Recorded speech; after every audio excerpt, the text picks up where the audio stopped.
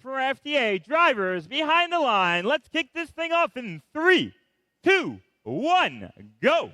Everything for the first 15 seconds is completely pre-programmed down autonomous. All robots moving off that starting black line, meaning they'll get those 3 points for movement, only available during the autonomous period.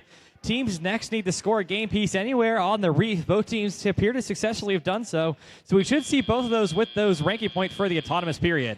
The remainder 2 minutes and 50 seconds is all teleoperators. Human players pick up the controllers and drive the robots that their team built over the past 10 weeks, 97-90. Making quick use of the algae in the reef, they need to make sure to remove those inflatable teal spheres to open up additional scoring opportunities for their teammates.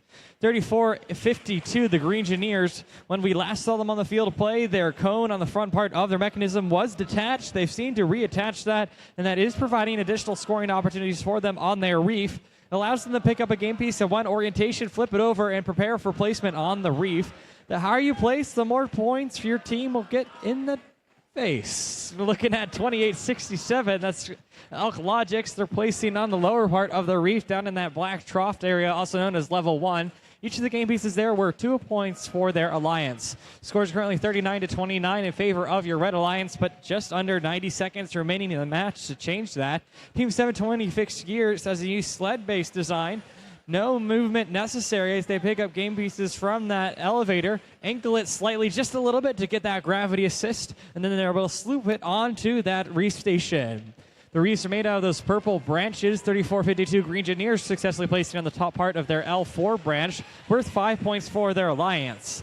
85-64 making their way over to the Red Alliance sides, getting some bumper-on-bumper action as they continued in the field of play. That contact is allowed as long as it's kept to minimum and done outside the taped areas.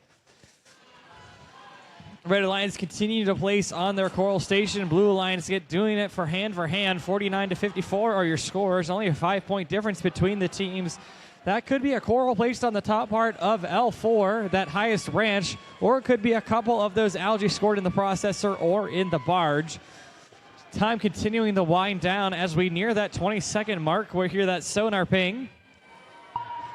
That means we'll start to see teams making their way over to those cages. They need to get elevated off the ground successfully after the end of the match to get the available ranking points there. 70-20 fixed gears coming in with their wedge-bait climb mechanism. Red Alliance getting underway. 87-42 attempting to slide up. Heard some snapping sounds there. 79-90 appears to be elevated. We'll have to see how those scores total up here at the end of the qualification match 25. Here at the Finn District Washington event sponsored by Vincennes University Center for Applied Robotics and Automation. Score of 94 to Blue Alliance's 80. 14 points there is your difference between those two. Red Alliance getting 5 ranking points, increasing the ranking point average for all 3 of the teams on that alliance.